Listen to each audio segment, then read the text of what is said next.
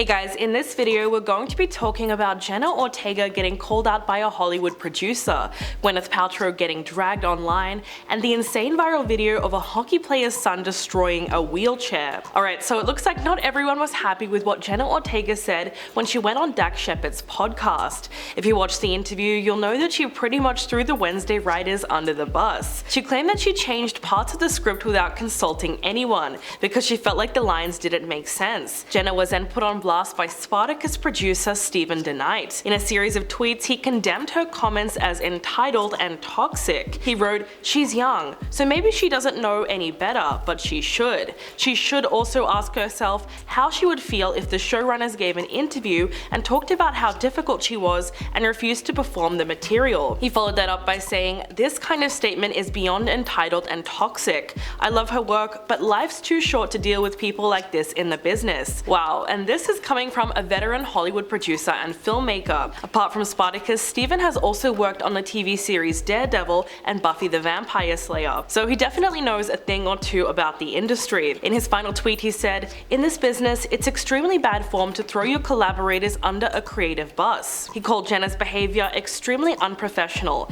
and said that in his opinion, actors should air their concerns behind the scenes and not trash the writers on a public podcast. Most people seem to agree with his opinion and felt like Jenna was actually biting the hand that feeds her. To be clear, she was criticizing the same show that gave her mega fame, but if you listen to what she really says, a lot of it was actually constructive. She said, "I don't think I've ever had to put my foot down more on a set in a way that I had to on Wednesday. Everything that she does, everything that I had to play, does not make sense for her character at all." She also had a massive issue with the love triangle, which she says made absolutely no sense to her character. This led her to butt heads with other people working on the show, like director Tim Burton. She said, "He didn't want me to have any expression or emotion at all. He wanted a flat surface, which I understand. It's funny and great, except when you're trying to move a plot along, and Wednesday is in every scene." Unfortunately for Jenna, changing the script did have actual consequences. In the end, she said that people didn't completely trust her to do what she felt was right for her character. She said, "The script supervisor thought I was going with something, and then I had to sit down with the writers,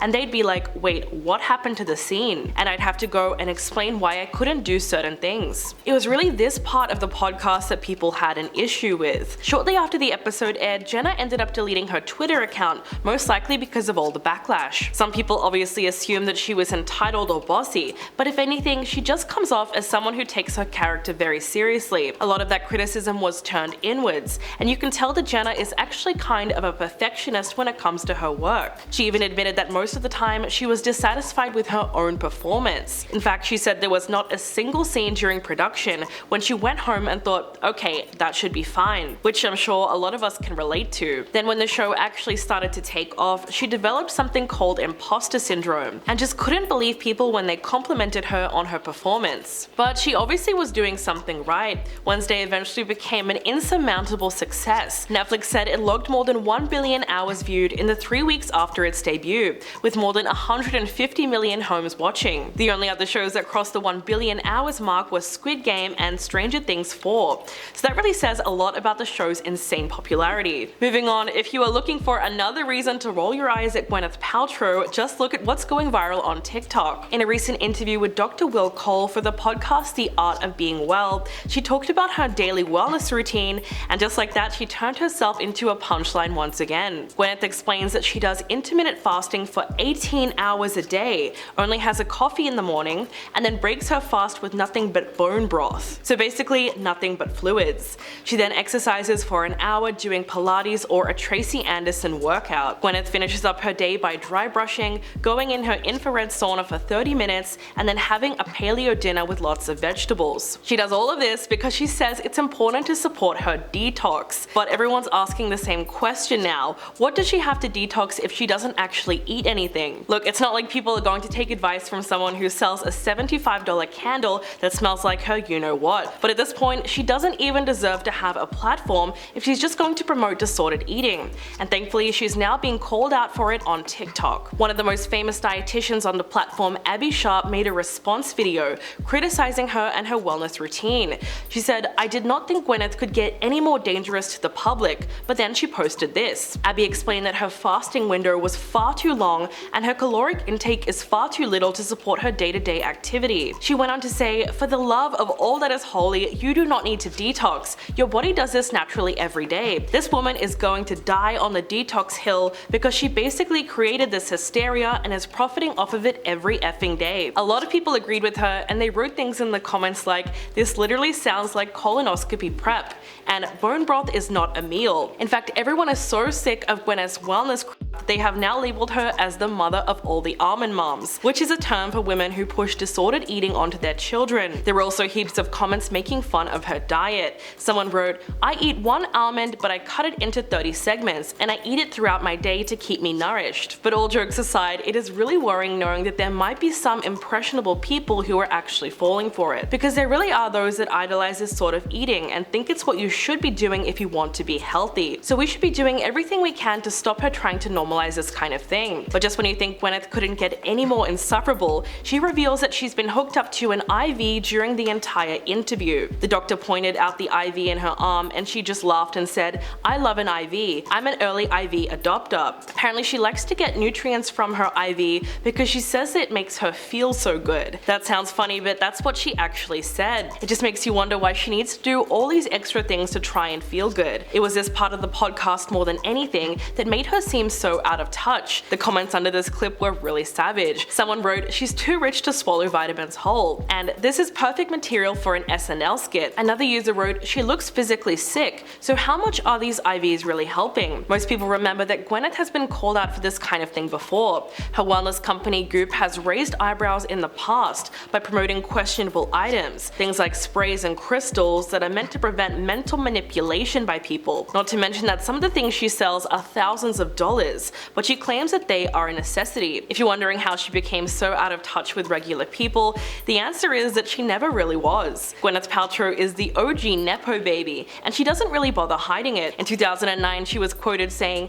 "I am who I am. I can't pretend to be somebody who makes $25,000 a year." And yes, that is something she actually said. So honestly, is anyone even surprised about what she said in this latest interview? Moving on, have you guys seen the shocking video going around on Twitter? It shows a college hockey player Carson Briere pushing a woman's wheelchair down a flight of stairs. The person who posted the video has exposed his disgusting behavior for everyone to see. In the caption they wrote, "I usually don't post anything serious on my Twitter, but something happened Saturday night and I just can't stomach the thought of this kid getting away with it." In the video below is a Mercyhurst University student who is currently on the men's hockey team, Carson Briere. The video shows him chatting in a bar with his two friends at the top of the stairs. As soon as Carson spots the wheelchair that's next to them, he sits in it and tries to wheel himself around. He then gets up and knocks it down the stairs before laughing and walking away with his friends. I mean, just from that description you can tell what kind of person this is. It was pretty obvious that the wheelchair belonged to someone who was in the bar just trying to have a good time like everyone else. But by the time they actually needed to use it again, it was broken at the bottom of the staircase. As it was falling, you can clearly see the back of it comes right off and it kind of separates from the rest. So far that video has reached 31 million views. And if it makes you angry, you wouldn't be the only one. More and more people have come online to condemn Carson's actions. Ollie London wrote,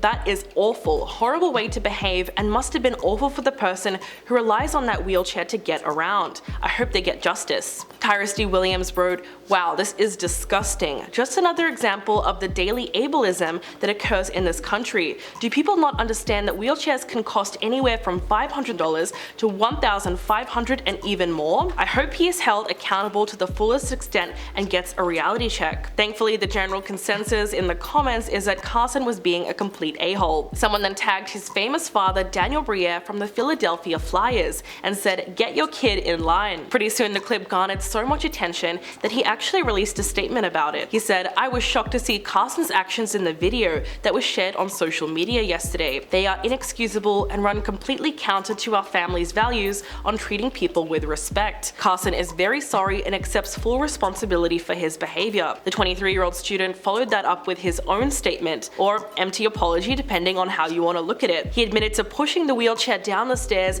and said that he is deeply sorry for his behavior. Quote, "There is no excuse for my actions and I will do whatever I can to make up for the serious lack of judgment." Well, he's going to have plenty of time to think about what he's done because he's now been suspended from his college hockey team. Mercyhurst University has just taken action against all three of the student athletes who were involved. In a statement on Wednesday, Thursday, they said that they were going to be placed on interim suspension from their athletic teams, pending the outcome of an investigation. They said, "The actions displayed in this video make our hearts heavy and fall short of our mercy belief in the inherent dignity of each person. We pray for and we are in solidarity with the victim and all persons with disabilities who rightfully find actions like this to be deeply offensive." A GoFundMe page was then opened by the person who posted the video. It's because a wheelchair was completely broken, and they are now trying to raise enough money to get the woman a new chair. So far, they managed to raise around $6,000. It's worth noting that in the midst of all this backlash, there were a few people saying things like it wasn't a big deal that he broke the chair